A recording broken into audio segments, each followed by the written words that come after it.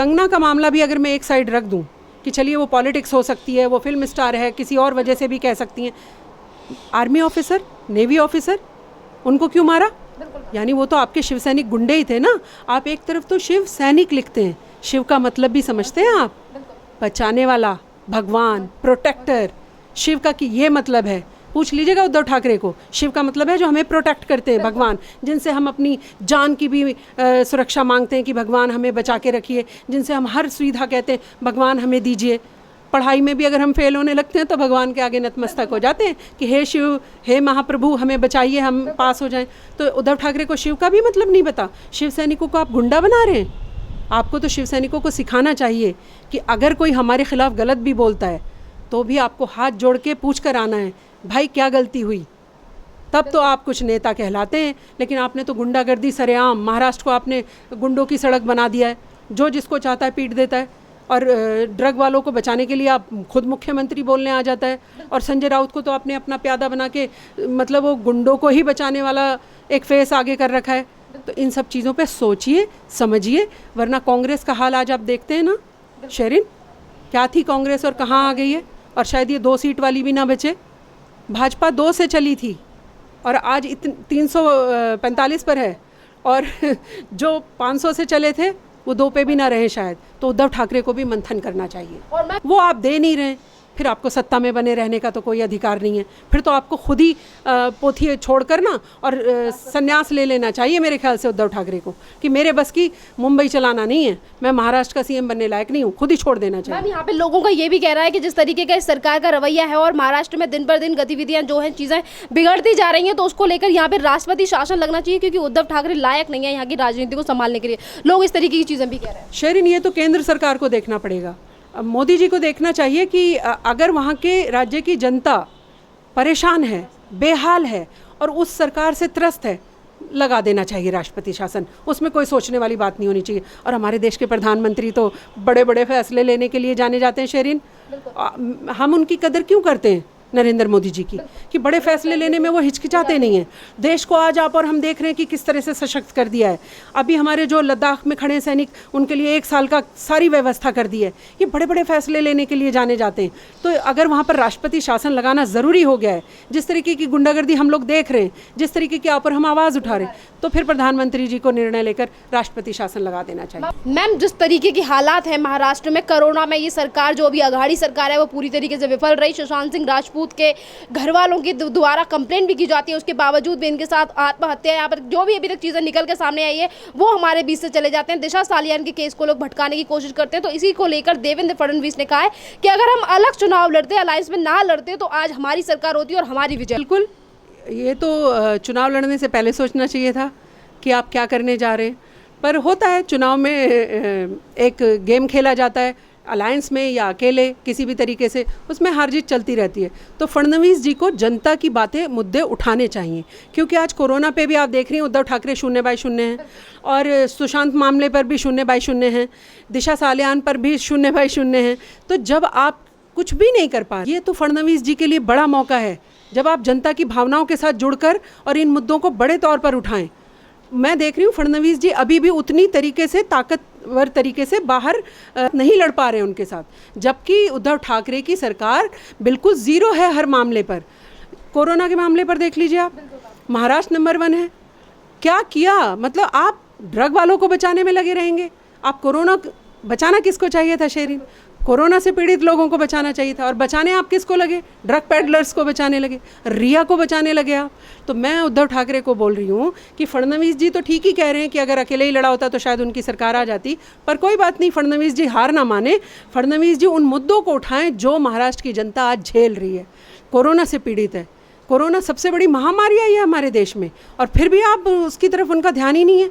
आप देखिए, मैं किसी अस्पताल में महाराष्ट्र का कोई नहीं सुनती हूँ जिक्र कि वहाँ पे डॉक्टर्स का, पूरे देश में कहीं ना कहीं छोटे राज्य में भी कोई ना कोई कुछ काम कर रहा है, लेकिन आपने महाराष्ट्र के बारे में कुछ नहीं सुना होगा कि उद्धव ठाकरे ने आगे बढ़कर ये किया, कोरोना पीड़ितों से देखने गए या किसी अस्पताल में कोई सुविधा मुहैया कराई। तो मैं कह रही हूँ कि उद्धव ठाकरे जी ड्रग पेडलर्स को बचाना छोड़िए, रिया चक्रवर्ती की फिक्र छोड़िए, वो तो कानून अपना काम कर ही लेगा, क्योंकि अब CBI उनके पीछे है, अब सारे नारकोटिक्स वाले भी उनके पीछे हैं, वो तो अपना पता लगा ही लेंगे।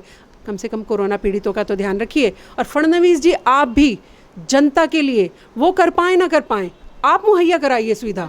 मैं आपके माध्यम से फडणवीस जी को एडवाइस कर रही हूँ। वैसे तो वो बहुत सीएम रहे हैं, अच्छे ज्ञानी हैं, उनको पता है मुझे क्या करना चाहिए। फिर भी हम जनता है ना, सोशलाइट हैं, हमारी जिम्मेदारी है उनको उन तक अपना मैसेज पहुँचाना।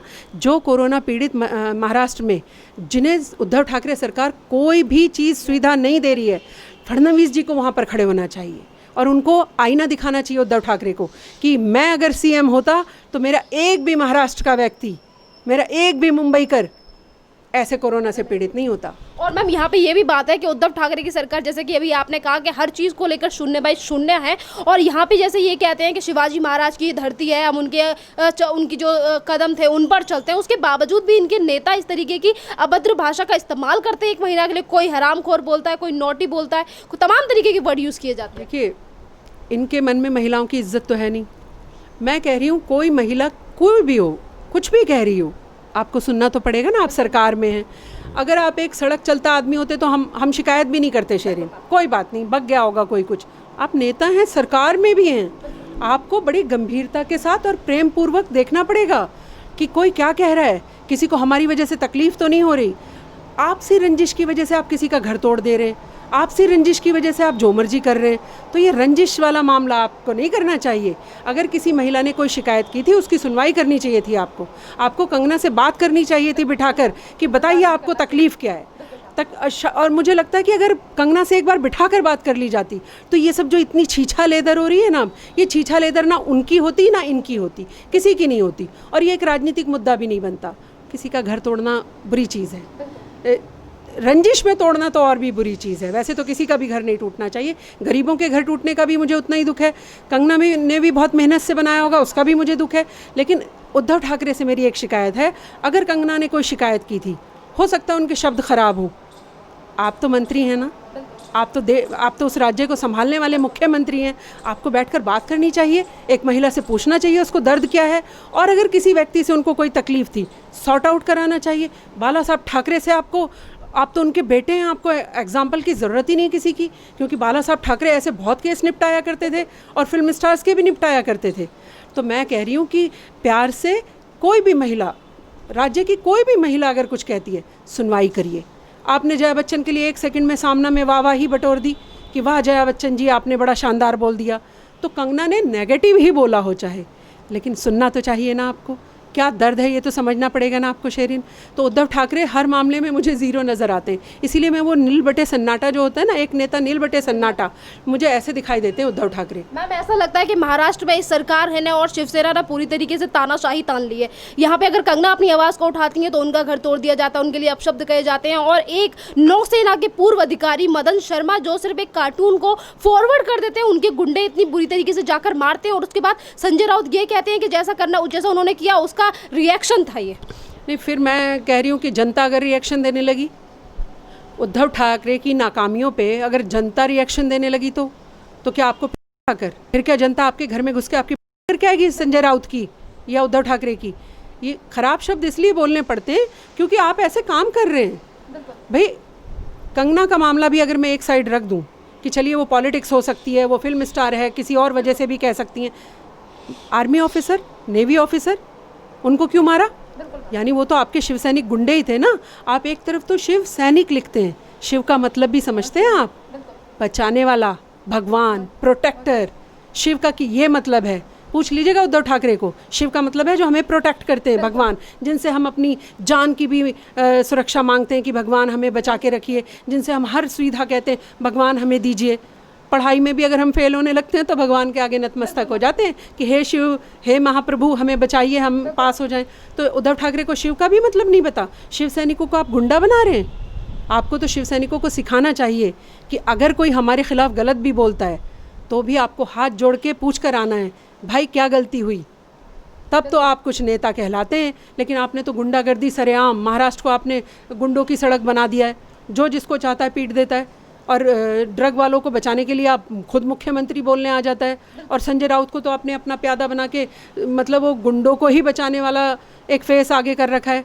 तो इन सब चीज़ों पे सोचिए, समझिए, वरना कांग्रेस का हाल आज आप देखते हैं ना शेरिन, क्या थी कांग्रेस और कहाँ आ गई है। और शायद ये 2 सीट वाली भी ना बचे। भाजपा 2 से चली थी और आज 345 पर है, और जो 500 से चले थे वो 2 पे भी ना रहे शायद। तो उद्धव ठाकरे को भी मंथन करना चाहिए। और मैम यहाँ पे जिस तरीके का इस पार्टी का रवैया है शिवसेना का, तो उसको लेकर ये जो भाई है, एक दो उद्धव ठाकरे, राज ठाकरे मानसे से हैं, पर उनसे मनसे से हैं, उन्होंने भी इन दोनों भाइयों के बीच तकरार आ गई है और वो भी उद्धव ठाकरे के खिलाफ अब मोर्चा खोलने लगे। नहीं देखिए, राज ठाकरे भी थोड़े उन्हीं की तरह वाले थे पहले। हो सकता है भगवान उन्हें थोड़ी अकल दे रहे हों और वो उद्धव ठाकरे को समझाने की कोशिश कर रहे हैं आज, वरना वो भी उत्तर भारतीयों को मार के भगाया करते थे, वो भी इसी तरीके की राजनीति किया करते थे पहले। लेकिन अगर कोई समझदारी से काम लेना शुरू कर रहा है तो हमें उसका सहयोग करना चाहिए। अगर राज ठाकरे सही बात कर रहे हैं तो बहुत अच्छी बात है, उद्धव ठाकरे को भी राज ठाकरे की बात सुननी चाहिए। आखिर वो तो उनके भाई हैं। चलिए, आप और हम तो पॉलिटिक्स कर सकते हैं, वो तो पॉलिटिक्स नहीं कर रहे हैं, तो अपने भाई की बात सुनिए और प्यार से सारे लोग सब। अच्छा शेरिन, सब लोग क्या चाहते हैं कि मेरे जो राज्य की जनता है, मेरे जो देश की जनता है, सुखी रहे, संपन्न, स्वस्थ रहे, अच्छी शिक्षित हो, यही चाहते हैं ना। वो आप दे नहीं रहे, फिर आपको सत्ता में बने रहने का तो कोई अधिकार नहीं है। फिर तो आपको खुद ही पोथी छोड़कर ना और संन्यास ले लेना चाहिए मेरे ख्याल से उद्धव ठाकरे को, कि मेरे बस की मुंबई चलाना नहीं है, मैं महाराष्ट्र का सीएम बनने लायक नहीं हूँ, खुद ही छोड़ देना चाहिए।